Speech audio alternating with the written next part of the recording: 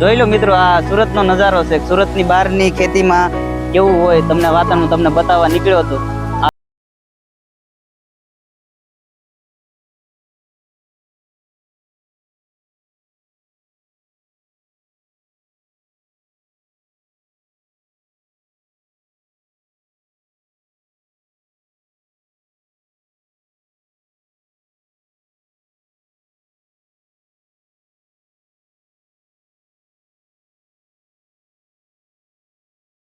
જોવા માટે ચેનલને સબસ્ક્રાઇબ કરી દેજો, જેથી કરીને તમને સૌપ્રથમ જોવા મળે. હાલો મિત્રો, આપણે બીજી જગ્યાએ જઈએ છીએ આજના વ્લોગમાં. અને બીજું પણ તમને કાંઈ નવીન કાંઈ એટલામાં સુરતની બહાર કાંઈ નવું પાકનું વાવેતર કર્યું હોય તો તમને બતાવું છું. અને આજે અમે 2 જણા વિઝિટ માટે નીકળ્યા છીએ સુરતની બહાર. જે અહીંયા તમે જે જોઈ રહ્યા છો સોયાબીન છે.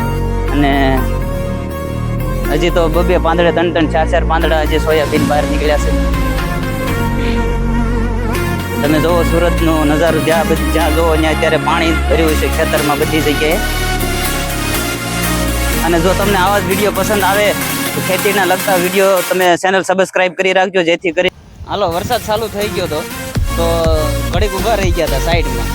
હવે તમને બતાવું તો વરસાદ પાછો બંધ થઈ ગયો છે, તો હવે પાછા નીકળવી છે અહીંયાથી અને બીજી જગ્યાએ તમને બતાવીશું. જોવો તમે પાણી પડ્યું. આ ખેતર છે, તો તળાવ નથી, ખેતરમાં આવી રીતે પાણી. હાલો મિત્રો, તો અમે પાછા જઈ રહ્યા છીએ. વરસાદ આવવાની બહુ તૈયારી થઈ ગઈ છે.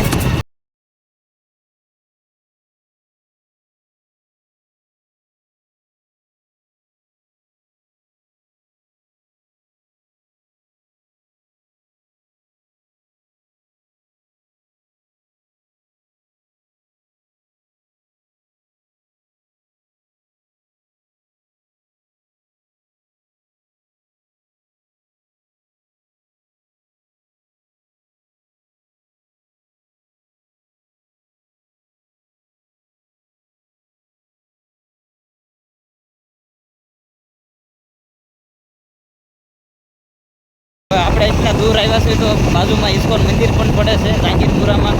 તો આપણે ત્યાં પણ દર્શન કરવા તમને બતાવું અને તમે જોઈ લેજો કે ઇસ્કોન મંદિરના પણ દર્શન બતાવું. હાલો, આપણે આવી ગયા છીએ ઇસ્કોન મંદિરે દર્શન માટે.